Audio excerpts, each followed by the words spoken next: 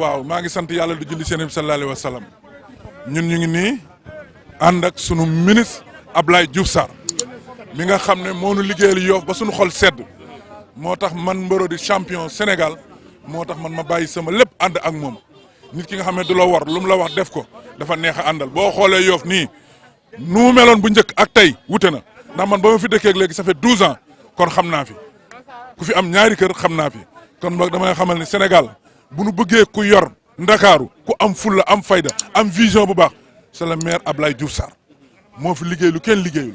te le président moom la wóolu Sénégal moom nañ wóolu Yoff moom nañ wóolu seen monde bi yëpp moom nañ wóolu di wax ñëpp nag nan ko jàppale wooteel ko ndax la Diouf Sarr moom mbokki lébu yi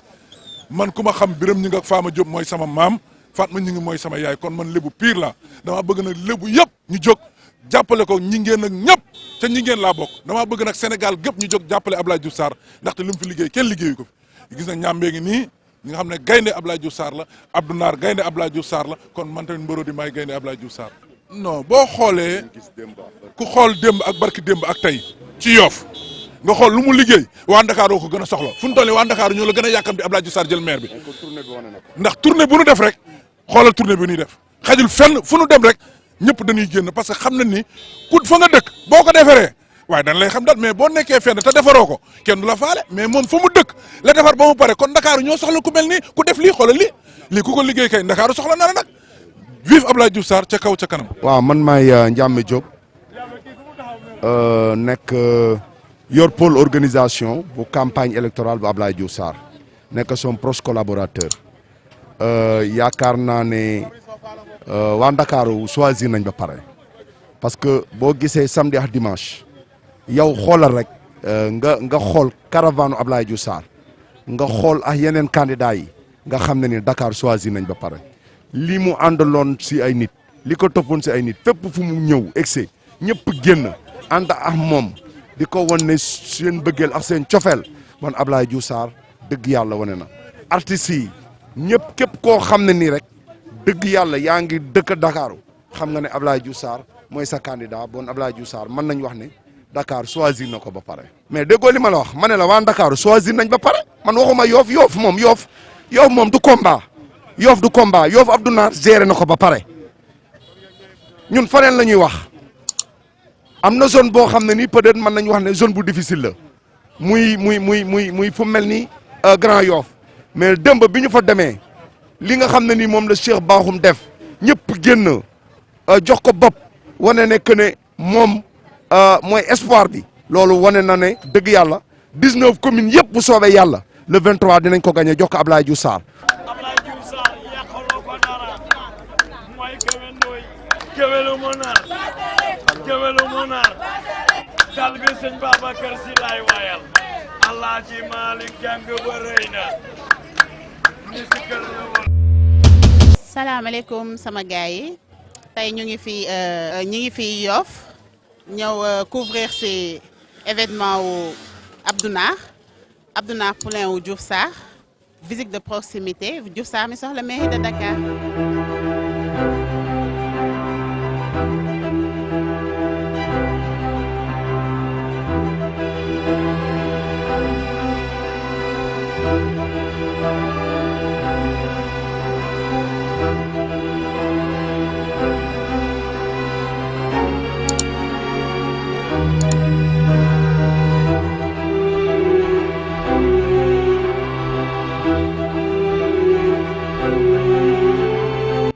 ndax fan yii yëpp tooguñu ñu ngi wër Yoff quartier par quartier. sama gars yi comme niñ leen ko waxee woon sànq rek ñoo ngi nii ci Sicap Layène ak Abdoulaye Nar Meng ci visite de proximité bi waaye ñu ngi nii yegsi nañ fekk fi mbooloo bu takku ñu fas yéene tàmbali liggéey bi ak moom. ok ñu ngi nii sama gars yi taxaw ak Seydina Omar Niass responsable des jeunes de Abdoulaye Diouf Sarr. ñu ngi remercier ñëpp kon waa Sicap Layène nag ñu ngi leen di ñaan ngeen gën a. waaw merci beaucoup soxna si maa ngi lay ziar di la bëggee di am mbégte ak kontaan donc bés bi dafa am solo parce que le ministre Abdoulaye Diouf Sarr c'est un conseil boo xam ne jox nañu ko nee nañu élection yi du élection ay meeting élection yi du élection ay tàcc élection yi du élection ay fecc mais yéen waa Yoff dama leen ma ci kër yi toogal leen ma ci lal bu ne dugg leen ci néeg bu ne waxtaanee leen ak ñëpp yaakaar naa soo ba léegi noonu lañ koy defee tey ñoo ngi fii ci Sicap Layène parce que yéen def les artères de Sicap Layène jox leen ay flyers expliquer leen solo ci deux votes yi maanaam vote yi da ngay voter 1 pour la commune voter 2 pour la ville de Dakar même couleur beige marron vive le ministre Abdoulaye Diouf Sarr vive le prochain maire de Dakar merci. bu fas yéenee def visite de proximité ak mbooloo bu takku bi ñu fi fekk nii ñu dugg ci kër yi étaler projet yi parce que moom mooy xëccoo mairie Yoff ak ay concurrents wam bëri nañ comme Birame Ngingue comme Seydina Issa Laye waaw nañ leen comme daal ànd ak moom dugg def visite de proximité.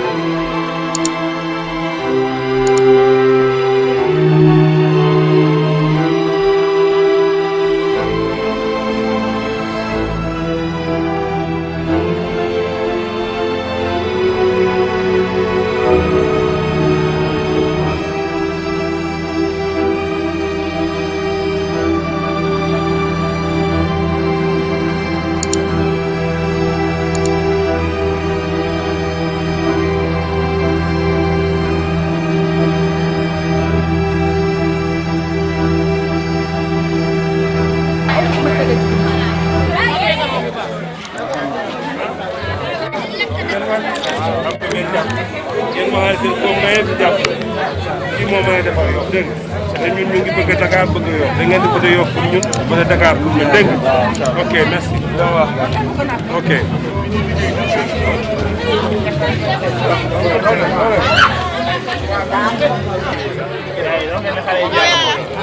waaw yéen jàpp si xale yi rek.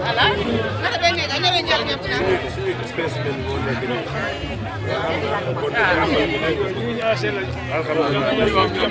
ok merci. jërëjëf góor.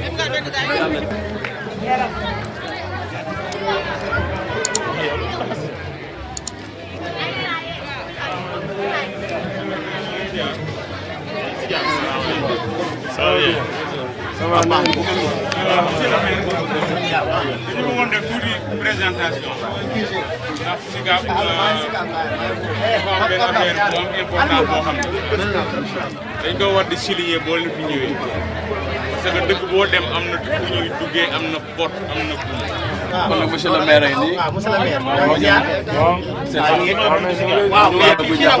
waaw ñu ngi leen di nuyu bon. parce que ñun tey bi ñu ñëwee.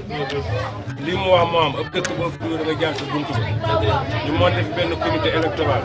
ba ñëwee ñu ne leen xale yi nañ dugg si dëkk bi mais ñun xamuñu Sicap yi ñu fi gën a xam yéen a ñu wax fi ñuy dugg fi ñuy jaar li ñu fi indi mooy li xam ne si lañu jëm mooy les élections locales comme ni ma ko waxee yéen mën nañ fee bañ a nekk parce que ku nekk yéen a ngi jàppale Abdoulaye Diouf Sarr malgré comme ni ma ko waxee on sait que donc parfois y a des doléances et tout mais ñu bëgg rek si liñ jëm muy la ville ak Yoff ñu jàppale suñu doomu Abdoulaye Diouf Sarr parce que li ëpp importance mooy surtout Yoff ak la ville parce que toog nañ ay at amatuñu woon donc ka nga xam ne moo nekk fii pour jàppale ñu mairie Dakar tey ñun soxla nañ pavage suñu quartier yi soxla nañ assainissement soxla nañ leneen mais ña ko sa Dakar ñu ngay def faneen te defuñu ko Yoff tey Sicap mbedd yu jaabu soxla nañ ko mais ñun suñu budget mënul pavé fii mais li nekk Dakar ñuy pavé bay desal te joxuñu si waa Yoff parce que dañuy wax ne ñoom waa Yoff donc jàppale ñu tey nag bu yàlla dogee ñu am chance am doom joo xam ne moo représenté Benno Bokk Yaakaar président Macky Sall teg ko fi nañ ko jàppale pour mu mën a am Dakar am Yoff jeexitalu Dakar Yoff mën si gis donc daal loolu mooy importance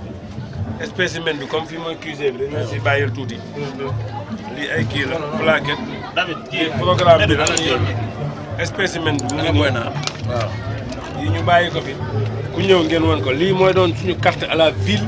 moo doon suñu carte pour Yoff. Il y a 2 élections nag tamit comme ngeen di expliqué gars yi dañuy voté pour Yoff duggaat voté pour la ville donc élection yi foog mu yàgg bon ni ñu ñaan nit ñi mooy ñu farlu teel a dem parce que ñu bari ku tardé mën ngaa bañ a voté parce que ku daan def si biir bu yoo voté bis 4-5 minutes di nga fa def 10 minutes parce que da ngay voté pour Dakar voté pour Yoff. donc daal sang bi ñu ngi koy teg sa loxo gars yi ku fi ñëw ngeen expliqué ko. wan leen ne par exemple Abdoulaye Sarr programme bi mu def pour la ville comme ni ma leen ko doon expliqué sànq lépp a ngi si biir. boo xoolee axe yu mag dañuy def ville inclusive ville en bonne santé maanaam wax na santé bi wax na par rapport aux jeunes la jeunesse wax na donc les femmes wax na les personnes vulnérables ñi nga xam ne par exemple dañu am ay kii wala donc ñu ay amuñu lu ñu mën a defal seen boppaa yooyu wax na une ville d'affaires pour ñu wax na une ville sportive et loisir moo na dina defar ay kii loisir wax na une ville culturelle une ville sûre sur le plan sécurité une ville solidaire une ville sans embouteillage une ville durable une ville propreté attractive et émergente loolu lépp mu ngi si biir ngeen ko jàngee bu si nekk wax na li xam ne moom la nanga ma def pour la ville donc daal ñu leen ñaan ngeen jàppaleel ñu ko suñu doom la Yoff la dëkk lépp la dëkk jàppale ko pour Yoff jàppale ko pour la ville incha allah dégg nga. incha allah loolu la yëpp yaa ngi noonu waaw. incha allah nañ ci jàpp soobee yàlla mënuñ sax moom xam na moom bu baax man yàgg naa liggéey pour Abdoulaye Diouf Sarr yàgg naa liggéey pour Macky Sall Macky Sall falul ba léegi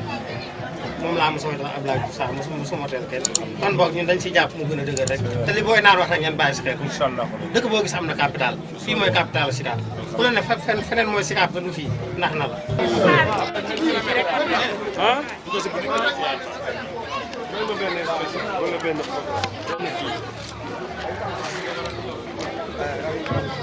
incha allah dañuy jëm quoi jàppale Abdoulaye Diouf Sarr pour Dakar jàppale ko pour Yoff incha allah ñu ngi koy dégg ah jërëjëf. yàlla yàlla jàppale. amiin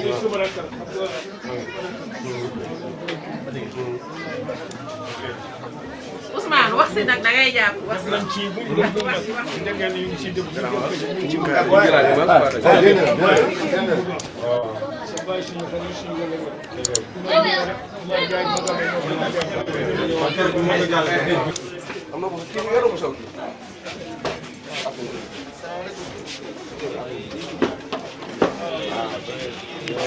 électoral du quartier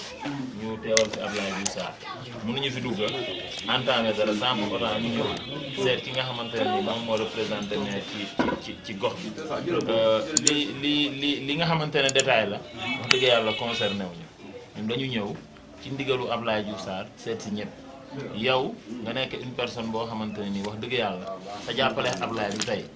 kon duñu la tàllal loxo dañu ñëw ñaax la si li nga xamante ne nii moom mooy liggéey bi bu fekkente ne dafa am lenn loo xamante ne nii comprendre ñu ko aussi ñu tàllalaal loxo tonton Diouf dama duggalee ma ab naa ñu lay tooñ nga ne da nga neutre bul neutre enjeu bi fi mu toll wax dëgg yàlla ñi nga xamante ne nii ñoom ñoo représenté maire dans les quartiers ñoom ñoo war a njëkk a taxaw kon bu ngeen neutre rek dafay mel ni affaiblissement la par rapport ak li nga xamante ne ni moom moo nekk la démarche bi ñuy jël vraiment dañ lay ñaan loo ci mën a activé wu nga activé wu si jàppale ki nga xamante ne nii moom mooy sa doom incha allah wax ji du ma ko guddal dama doon introduire monsieur le maire ñu xam ne lii mooy la délégation nii lañ koy defee dans tous les quartiers dañu dem fekk si le comité électoral ñu ànd ak ñoom dugg ci dëkk bi peut-être moo am des résistances bu ñu demee ñu waxtaan ak ñoom jigéen ñi ak jeunes yi ñu ngi tas si dëkk bi di def porte à porte l'objectif mooy ñu def toutes les maisons de Sicap Layène même bu ñu amul satisfaction totale ñu fexe ba support Abdoulaye Diouf Sarr ak spécimen am dugg ci kër yëpp ñu xam ne tey jii on a bouclé Sicap li si des le comité électoral continuer yeggale li nga xamante ne ni moom mooy le travail. On en profite aussi pour xamal la na tonton Issa il a compris l'enjeu mu bàyyi lépp lu mu téewoon ak li mu ne woon responsable bu mënoon ti am ñëw ne vraiment day taxawu Abdoulaye Diouf Sarr taxawu frère am jàppale ko si mission bi nga xamante ne ni moom la ko présenté sas boobu lañ lay teg yow aussi en tant que délégué may jox monsieur le maire mu sànni. monsieur le maire avant mu si sànni voilà man ma sànni si. Serigne. da nga def yaa ngi fi. xool nga mu baax. kii nag dañuy yàgg mag moom. on a traversé tellement de trucs.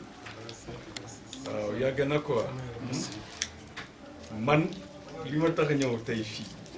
mooy que nga jël engagement jàppale Abdoulaye Diouf Sarr ci élection yi bu baax. yow nag tu es central dans le dispositif parce que loolu yàlla moo ko def n'est-ce pas porteur de voix nga mën nga wax nit ñi taxawal te da nga samp drapeau délégué man délégué rek laa koy yooyu léegi mais loolu man moo ma tax a jóg man Issa Ndoye ñëw fay Sicap Ablaye pour te voir pour te dire que amoo le droit d'être neutre muy toile maillot comme ni nga ko doon def feneen ak neneen parce que am nga capacité boobu yeneen dëkk yu am ci ay incompréhension ay leneen ak nit ñi ay nit lañu dañu toog di ko waxtaane mais quand on est auxiliaire d'un maire ba leneen ak leneen dañuy ànd rek jëm kaw mbaa ñu ànd daanu te dispositif bi am yow ne woon nga si yaa ngi si association des maires de Dakar ah gis nga ni mu amee solo dem ngeen sax boo am si au conseil des collectivités locales là seen président mu ngi si et cetera ñun titre yooyu lañu am ci yéen ci Yoff gii parce que xam nañ leen buñ ne Serigne Mbacké mooy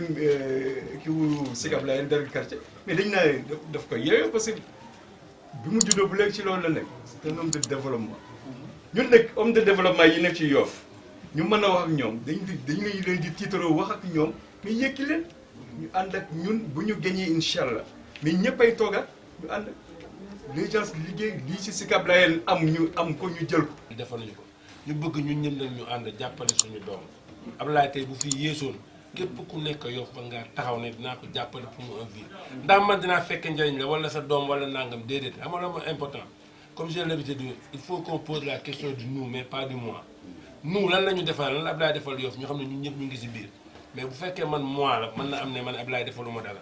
mais buñ posé nous rek bu defalee Issa wala nga def Babacar wala As mel na ne defal nañu ñëpp donc foofu la ñu tàllale loxo ñu ñëw solennellement di la tàllale loxo ne la grand suñu grand nga suñu kilifa nga suñu lépp moo neutralité teg ko fële ñu ñëw nga jàppale ñu si li ñu nekk parce que soxla nañ la si nga jàppale ñu si mag ñi parce que xam nañ loo mën si Sicap nga jàppale ñu si jeunes yi xam nañ loo mën si Sicap nga jàppale ñu si Yoff waxuma Yoff Sicap rek du ma yem sax parce que li may wax xam naa ko nga jàppale ñu si Yoff parce que xam nañ li nga mën si Yoff parce que ñun ñii ñëpp fii nañ la fekk nga nekk fi lépp loo xam ne comme ni ma waxee te li may wax nii je pèse bien mes mots lépp loo xam ne mu ngi développé Yoff ku la si xam ne sëñ Mbacke yaa ngi woon si biir donc nag lii nekk ni ñu bëgg da nga ni sa pièce édifice bi mooy dañoo jàppaleel Ablaye Babacar li mu wax am na yoo xam ne mën nañ toog après lu naqari fii am na yoo xam ne tey jii dañ ne nit ki am nañu leen naqari on sait parce que dama doon wax benn waay ma ne ko gérer ba jeexal ñëpp ànd si xamal ne dàqal sa bopp mënoo ne ba pare ñëpp ne gongo amul parce que il faut kenn ne man d'accord ma kii ne d'accord naa kii ne nii nanga ma nanga ñi d'accordul nañu ñëw teer li leen metti ñii d'accord ñu jëm fa nga xam ne c'est capital pour Yoff parce que bu ñu ñàkkee la ville mën nañ toogaat 25 ans duñu am ab candidat booba ñan ñoo ko xañ suñuy doom mooy ñun kan moo xañ bés suñuy doom mooy ñun kan moo xañ faju suñuy yaay suñuy tànta suñuy mag ñi fi nekk mooy ñun ñi xam ne fexe ñu Ablaye jël la ville Ablaye lu mu yées bu jëlee ville ñun waaye Yoff nañ si gis suñu bopp donc daal loolu taxoon daal solennellement grand ñu ñëw di la ñaan nga ñëw jàppale ñu comme ni Issa Ndoye wax ci liñ nekk nii pour liggéey bi incha allah. man position délégué de quartier là je suis pour tout le monde képp ku ñëw nag naa la recevoir parce que c'est la République dans ce sens-là laay wax ak yéen mais quant à engagement politique bu ñu ko séntu ci man mais pour mon choix à Dakar moom c'est déjà fait fii kay laay commencé di laam-laamee parce que guma ko gis-guma kenn un candidat potentiel boo xam ne qui peut remplacer Abdoulaye Diouf Sarr. C'est lui. Ah, non, il ne peut pas être deux. Merci. Le soir de Yoff, c'est Abdoulaye Diouf Sarr. Pourtant, le soir de Yoff, c'est Abdoulaye Diouf Sarr. Parce qu'après Abdoulaye Diouf Sarr, conseil, mieux dire qui finit que t'es clair. Si on gagne la ville et on ne gagne pas donc Yoff, des mêmes dans l'État à la ville. Donc, un opposant, moi, Yoff, État, Abdoulaye Diouf Sarr, il a gagné Dakar, moi, Dakar. Abdoulaye ne va pas investir pour quelqu'un d'autre. Mais Abdoulaye Diouf Sarr naka laa ko mën a bañ c'est pas possible même boo xamal sur le plan xanaa xam na ay mbokk lañu moom xam ne sax loolu. Abdoulaye Diouf Sarr moo nañu ku ma bëggee jàppale ci li ñuy def nii pour ma dem mairie Ndakaaru na ma jàppale aussi si pour mairie Yoff parce que ñaar yëpp maa koy jiite def na de telle sorte kii nekkal na ko fi 7 ans moom mooy wax de may dégg nee na mosu ko yàqal am na ci moom confiance gëm na ne mën na ko remplacer.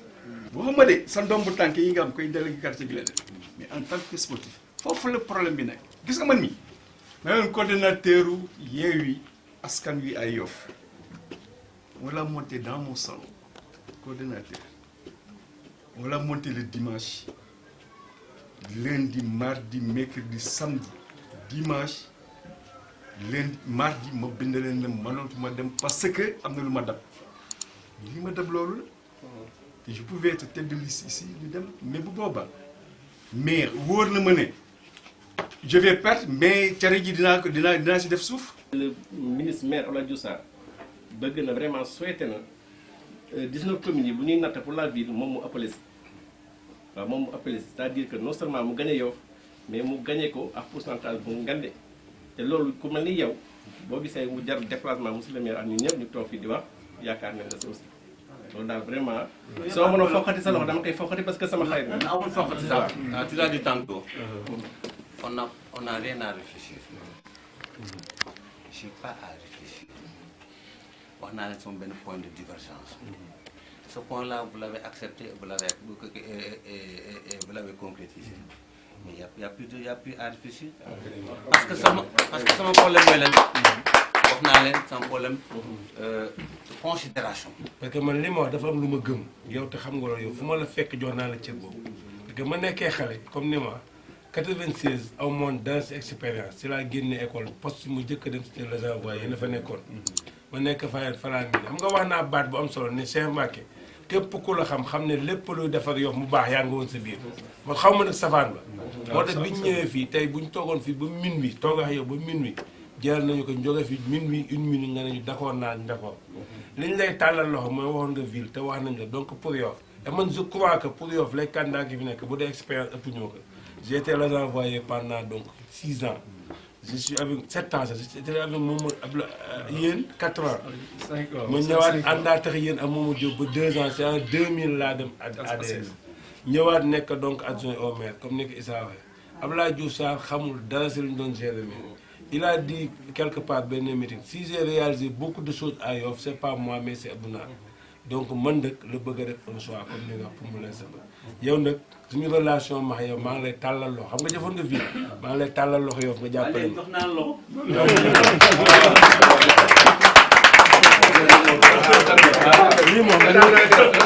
lii moom li mooy campagne maa la ko jox lii c'est le programme d'Abdoulaye Diouf Sarr pour la ville yow xam nga la ville inclusive bonne santé vie des jeunes femmes et des jeunes le programme baa ngi si biir c'est notre spécimen pour la ville et pour la commune et fii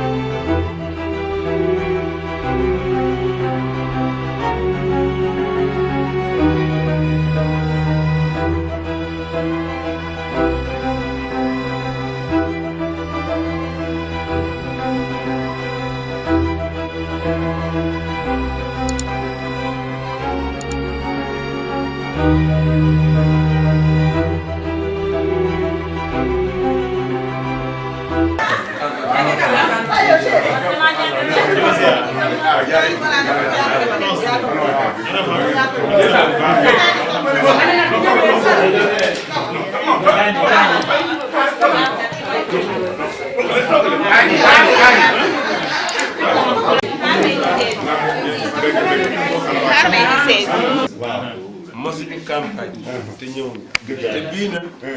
ki nga fi saa wax nga dañu wax dañ ñëw di la laaj ñu ne yaa ngi jàpp mu tooy xem nga dugg fi imaam nga imaam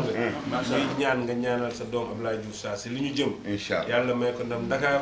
may ko ndam Yoff yow moom bu ñu toogee fi di la wax jàppale Abdoulaye Diouf Sarr wala jaay dañuy bëri wax lii nag dañ koy bàyyi yow mooy programme Abdoulaye Diouf Sarr pour Dakar lii mooy suñu kii fas bi moom la ñu yor Dakar yor ko Yoff boo paree nga jàng ko xool li Abdoulaye wax lépp fa la bëggee jël Dakar fi mu bëgg a teg mag ñi fu mu bëgg a teg xale yi fu mu teg lépp mu ngi si biir incha allah ma jox la ko officiellement. merci jërëjëf. beneen bi dénk nañ la xale yi. waaw danaa la wax ñetti firnde. lu yàlla def yàlla mu duma rek yàllaa ko def. premièrement nii ni nga ñëwee nii Issa Ndiaye noonu la ñëwee woon pour li nekk fii yëpp maa leen jiite woon maa nekk seen président bii lii yàlla def yàlla xam na ne yàqu ñi dara ñu daan ndax ñoom Babacar Mbengue ak ñeneen seen rajo boobu ak sa baay temps boobu def leen politique dégg nga ñu indil ñu Issa Ndiaye ñu ne dañuy bugg a mu nekk maire moo njëkk a nekk maire yow dafa ñëw fii waxtu bu mel nii tomlee ma di jàpp takkusaan mu ne ñaanal ma ñaanal yàlla fal ñu indil ma Oumou Kayri Gueye Seck mu ñëw fii booru timis bàyyi Ablaye mi baayam suma xarit la suma coloré ñoo bokk sari ñoo defando fii lépp ñu indi ko fii ànd ak moom solo naa sagar sax mu ne summil li ma dem sol beneen mbubb mu ne noonu mu dem du ubbi sama armoire di génne benn mbubb bu la photo yi ñu ngi fi mu ne solal bi mu sol ma ànd ak mbaare keneen ak ñeneen mu ñëw fi fekk loolu ñu ñaanal ko yàlla fal Ablaye Diouf Sarr taa bu mu ñëwee fii ñëw taa boo amoon naa xale ba ma daan moo ko jëndoon mu toog foofu moo ko féetal ma penku mu féete penku ñu ñaanal ko yàlla sotti comme que ñëw nga ci tur fee ngay toog ci penku ci sama kanam penku ma jana ko suma ñaane ñaan yàlla sol maro be loolu la yàlla def kon nag jaar bu ñu jaaroon amuñu taraskaas amuñu leneen loolu la ñu leen waay yàlla waaw loolu la waay déggee yow tamit ñëw nañu fi ñu ne campagne man nag sama benn ñun socialiste lañ yàlla boole nañ nag Yoff lañ def Mamadou Diop ta bu muy bëree ak Moussa Diop Diagne yu Wakam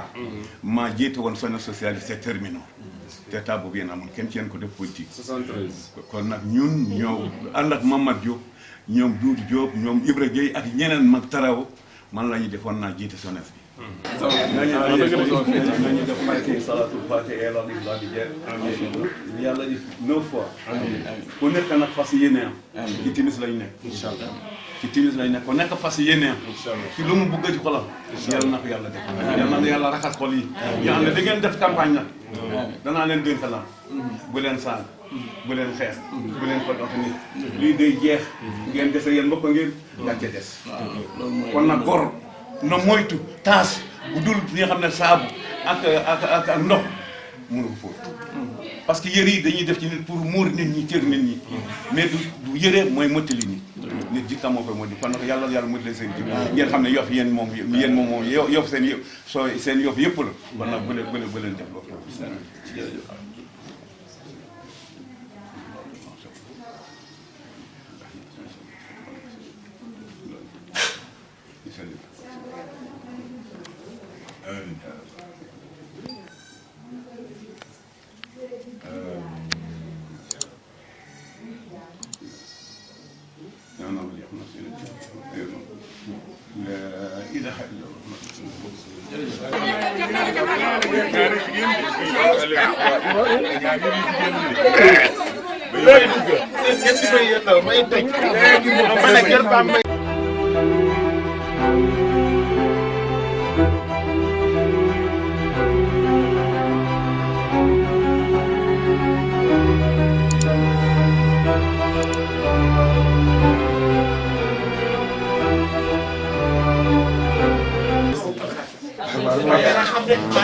aw moom xam naa ne aw ñu bàjjen la waaye tey ñu ñëw rek ànd ak sa doom di liggéey ak moom ma ne boo ba léegi ñoo fi doon ñoo ànd di liggéey. ñun nag ñu ngi njabootu Abdoulaye Diouf Sarr ma ne ñooy njabootu Abdoulaye Diouf Sarr ñoo ñëw fii jëm say élection ñu doon dugg si koñ mais comme sa doom moom ñu lay ànd moo nekk fii di liggéey donc tey bu ñu ñëwee tamit il faut ñu seedal ni muy taxawoo Abdoulaye Diouf Sarr ni mu nekk tamit di ko jàppale te xam moo ne sama kër bàjjen laal sax comme ni ko wax waaw donc nag yow ma doomi bàjjen laal dégg nga dem léegi daal di ko jaaxal rek ñu koy sant bu baax si jàppale bi muy jàppale ak ni muy liggéey Ablaye ñoo def fa nga xam ne nag ñu jëm si élection yi ñu gën a ñaanal njàppale waat rek ah. loolu ñu ñaan waaw jàppale Abdoulaye Diouf Sarr parce que ren élection yi ñaar la. dañoo wote Yoff wote Ndakaaru mais ñu carte changé wul moo la bii rek ba soxlaa bi waaw benn la. parce que boobu baa ñëwee moom laa la wote Yoff bu duggaat wote ak Ndakaaru incha allah fa la si liggéey. Sandoy laa tudd waaye. oui am na solo lii mooy politique ah nit moom bu fekkee da nga bëgg te nekk ak sa biir mbokk da ngay dox wax leen ne dama bëgg dama soxla déglu leen rek ñu wax nga tontu leen ñu jàppale la waaw parce que lébu moom loolu rek moo la amel mbokkam mais dañ koy dox dañ koy wax te gis naa ne proximité bi am na solo parce que depuis 2 mois les gens là ñu ngi ci pré-campagne donc mosuñu gis man am na plus de 40 ans de vie politique mais mosuma gis approche bi nga xam ne moom la les gens là def ci phase bi donc def pré-campagne pendant 2 ans 2 mois du moins dugg ci kër yu ne wax ak nit ñi ba période de campagne bi sax da ngay rendre compte que bon kii watul quoi parce que ñi li ñu waroon wax yëpp wax nañ ko waaw mais yi daf ci baax ah wax sa mbokk li nga bëgg mu jàppale la nga gagné quoi.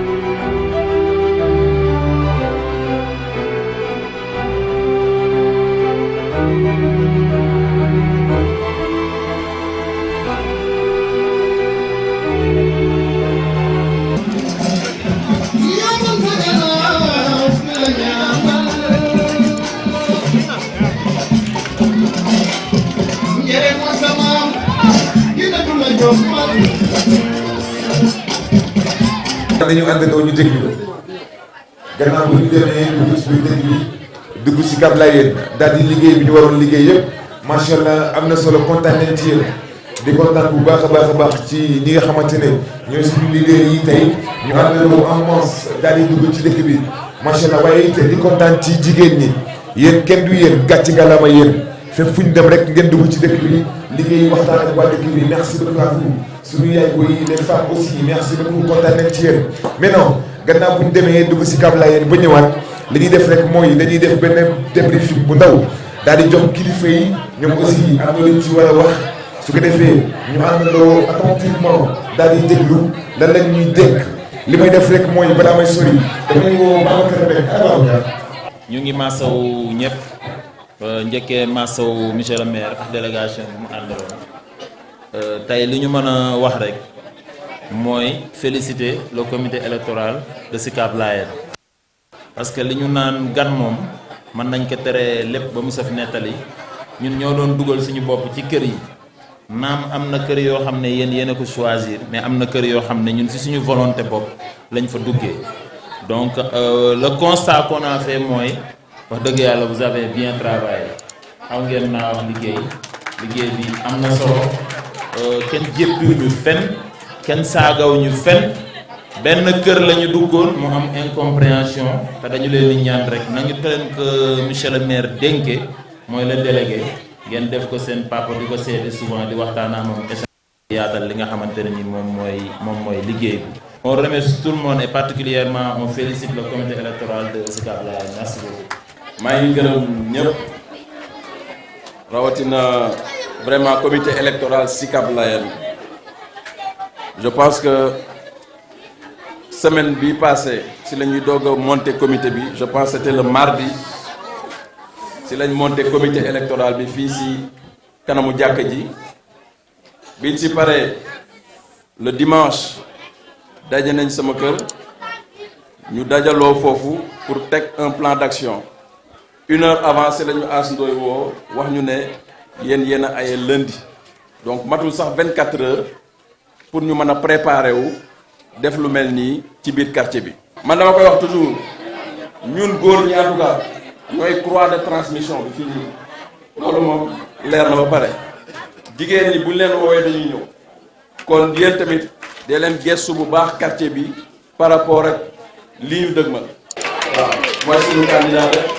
ñaanal nañ ko yàlla mu gañe ville gañe yow. monsieur kilifa di monsieur le maire monsieur Abdoulaye Mbengue ngeen tàccu ma ko baax a baax a baax a baax di leen yëg si waxtaan ak yéen monsieur le maire.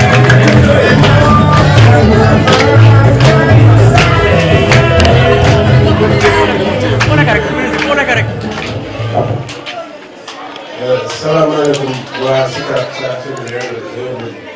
salaamaaleykum ñu ngi leen di nuyu bu baax a baax comme ni ko Babacar waxee je pense que dañ leen di remercier liggéey bi wax naa ne ñu ngi ko copier si waa Mbengeen démb waa Mbengeen ñu ngi leen di sant di leen gërëm mais mu ngi porté fi Moussa nii lañ ko bëgg a defee si quartier yëpp fu ñuy dem dañ leen bàyyi suba gi ngeen ñëw ñun bu ñu ëgsee ñu ñëw jox leen spécimen si duggaar yéen def ay proximité Babacar li mu wax am na gan moom mën na kaa tere leen lu xool waaye biñ ñëwee wax fa dëgg yàlla liñ fi xool doy nañu ñu di leen dénkaan dëkk yéen le comité électoral bi le délégué de quartier parce que dem nañ am na ko metti woon waxtaan na ñun ba tàllaat ñu loxo donc Sicap la bokk boole leen ci lépp comme ñu ko ñaanal ngeen àndaat moom liggéey l'avantage mooy loolu ginnaaw bu ñu leen sant si liggéey bu am solo bi ngeen def ñu ngi sant la jeunesse féminine bi ñu àndal defe naa am na benn candidat bu doon wax si élection yi fu mu dem ne tooñ naa ko tasar mais tey tooñ ngeen tuuru mu tasar franchement yéen a ko yor bu dul woon ak yéen bu dul woon ak yéen tey dina ñaaw sa tuuruma mais gis nañ seen engagement gis nañ seen détermination donc liggéey bi ngeen liggéey rafet na trop tey mais loolu Abdoulaye Diouf Sarr moo ñu ko jaral di wax ne rek ñu ngi leen di gën a ñaaxaat parce que yéen toppewu leen ñun ngir xaalis da ngeen ñu topp liggéey da ngeen bëgg a Diouf Sarr si li xam ne moom lay liggéey donc dañuy kontaan si yéen bu baax di leen féliciter si le travail que vous avez fait aujourd'hui franchement mention spéciale à vous di wax waa Sicap ne leen ñun dañoo ñëw tey liñ naan module lancer locomotive bi li si des yéen a koy liggéey Ablaye li mu ñaan mooy nañ ko dugal si kër gu ne nañ ko dugal si néeg bu ne nañ ko toogal si lal bu ne waxtaan ak waa kër ga comme ni nga ko waxee on a fait une partie aujourd'hui mais am nañ si yéen confiance on va vous laisser le reste ngeen àggali ko te ngeen xam ne liggéey bi nii la ñun dañuy ñëw rek pousser yéen a koy àggali ubbi nañ nag permanence bi suba na opérationnel di wax ne rek ñu ngi remercier ñëpp